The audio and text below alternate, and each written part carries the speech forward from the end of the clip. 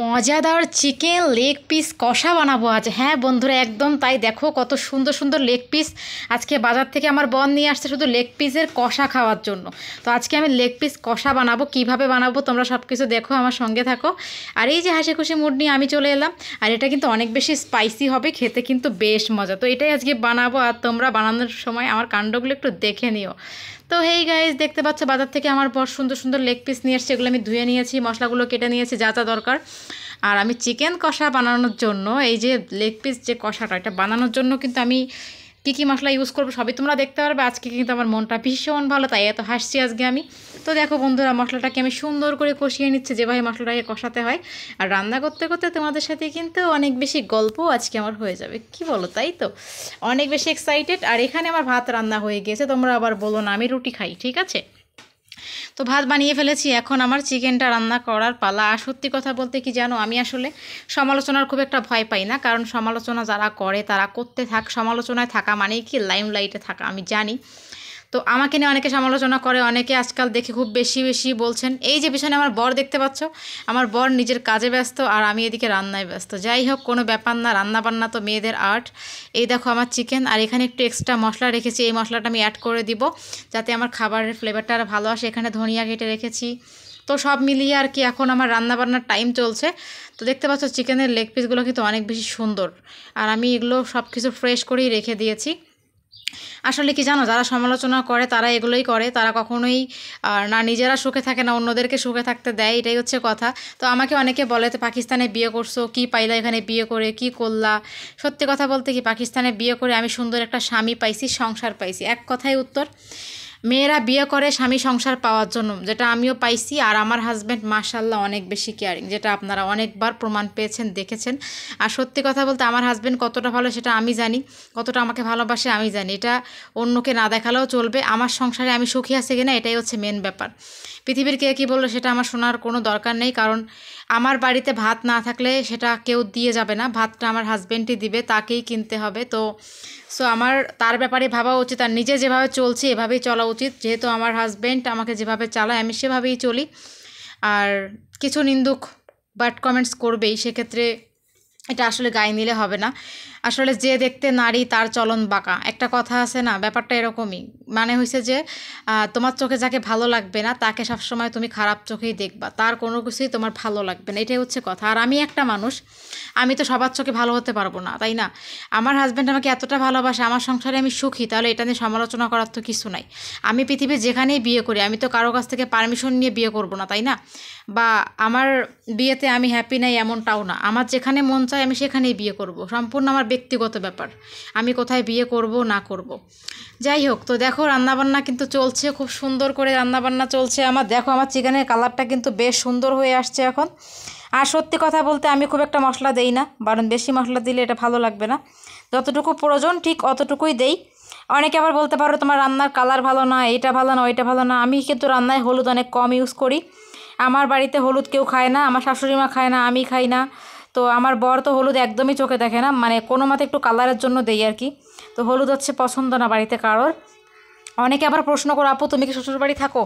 কথা হচ্ছে যে আমি অনেকবার ভিডিওতে দেখিয়েছি আমি শ্বশুর বাড়িতে থাকি, পাকিস্তানে একটা বাড়িতেই থাকি সবাই। আমি, আমার 3টা দেবর, তাদের বউ, শাশুড়ি মা, শ্বশুর মশাই সবাইকে নিয়ে আমি থাকি একই বাড়িতে। তো আমাদের হচ্ছে অনেক বড় ফ্যামিলি, বাট আমাদের সবার খাওয়া দাওয়া হচ্ছে আলাদা।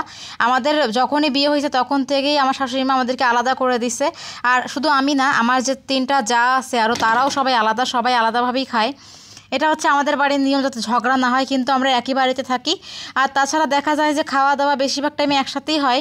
আসলে আলাদা এটা ব্যাপারটা আসলে এরমভাবে বলা যায় না। আবার এদিকে হচ্ছে আমার হাজব্যান্ডের কাজ কি অনেকে জানতে চাও। তো কথা হচ্ছে আমার হাজব্যান্ড পারিবারিক ব্যবসা করে। আমার শ্বশুর দেবর সবাই মিলে আমাদের বেকারির দোকান আছে, সেগুলো দিয়ে আমরা নিজেরা চালাই, ঠিক আছে? আমাদের নিজেদেরই বলতে পারো পরিবারের। তো আমাদের বাইরের কোনো কাজ করতে হয় না, নিজেদের ব্যবসা। আর আমাদের বাসার নিচে হচ্ছে আমাদের দোকান। তো এই হচ্ছে আমাদের মেন যে কথাগুলো বলে দিলাম তোমাদেরকে, অনেকে জানো না হয়তো, নতুন নতুন আপুরা ভাইয়ারা, তাদের জন্য বলে দিলাম আমাদের নিজেদের কাজ কাম, তো আমাদের বাইরে যেতে হয় না, ঠিক আছে? এই হচ্ছে কথা। আর এজন্য আমার বরকে প্রায় সময় কি বলবো, বাইরে কোথাও যেতে হয় না, সারাদিন বাসায় থাকতে পারে, আসতে পারে, যেতে পারে, বাইরের কোনো কাজ করতে হয় না, আমাদের নিজেদেরই সব কিছু। আমার বড় আসলে কেক বানায়, আমি কেকের অনেক ভিডিও দিয়েছি আমার বরের কাজের, যারা যারা পাওনি হয়তো নতুন রিসেন্টলি দেওয়া হচ্ছে না, তো আমি আবার আমার বরের কেক বানানোর ভিডিও তোমাদেরকে আবার সামনে দিব নতুন করে। যাই হোক, আজকে রান্না বান্না করতে করতে আমার যে কী হবে আমি সেটাই বুঝতে পারতেছি না, আর কতক্ষণে যে রান্না শেষ হবে। এদিকে গরমও লাগতেছে, আর বলিয়েন না ভাই, এত গরম কি সহ্য করা যায়? বাট রান্না তো করতেই হবে। সত্যি কথা বলতে কি, চিকেন যখন রান্না করি আমার বেস্ট ফ্রেন্ডের কথা মনে পড়ে যায়। আমার একটা ফ্রেন্ড আছে, অবশ্য আমি যখন রান্না করছিলাম তখন ওকেও আমি ছবি দিয়েছিলাম। ও আসলে আমার হাতে চিকেনের খুব বেশি পাগল, অনেক বেশি পছন্দ করে আমার হাতের চিকেন। তো রান্নার সময় ওর কথা অনেক বেশি মনে পড়ে যায়, তো আজকেও মনে পড়ে গেছিলো ওর কথা। যাই হোক, কী করা যাবে, বাংলাদেশের বাইরে আসি, বাংলাদেশে থাকলে হয়তো ফ্রেন্ড সার্কেলদের নিয়ে মজা করতাম। ইনশাল্লাহ একদিন বাংলাদেশে আসবো, সবার সাথে অনেক বেশি মজা করব। আজকে যেহেতু বাংলাদেশে নেই, কিছু করার নেই, ভাগ্যের জোরে এখানে এসেছি। আসলে মেয়ে মানুষ কখন কার কোথায় বিয়ে হবে কেউ বলতে পারে না, বিয়ে শাদী সবই আল্লাহ তাআলার লেখা।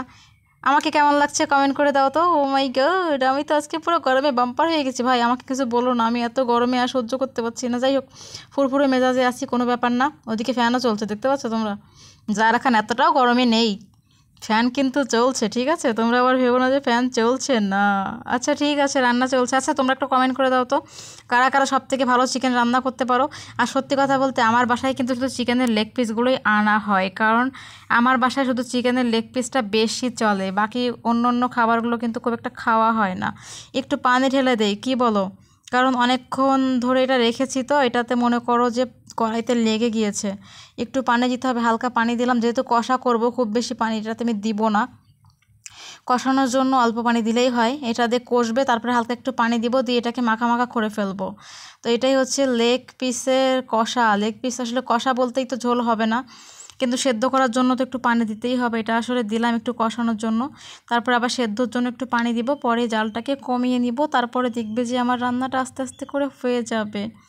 এই দেখো, এখানে আমার চিকেনের লেগ পিসগুলো, আমার বর বাজারে গেলে এই ধরনের লেগ পিসগুলো নিয়ে আসে শুধু আমার জন্য। আমি লেগ পিস পছন্দ করি, তাই এই জন্য বাড়িতে মাংস খুব একটা হয় না, শুধু লেগ পিসগুলোই বেশিরভাগ হয়। অন্য অন্য মাংসগুলো খুব একটা খাওয়া হয় না, আর গরুর মাংসটা মোটামুটি খাওয়া হয়। তো যাই হোক বন্ধুরা, দেখতে পাচ্ছ এই যে আমার রান্না চলছে, আর এখানে আমি হাঁপিয়ে উঠেছি, অনেকটা হাঁপিয়ে উঠেছি আজকে, কারণ একার হাতে মশলা বেটে রান্না করা এটা আসলে চারটেখানি কথা না, দেখতে পাচ্ছ এখানে।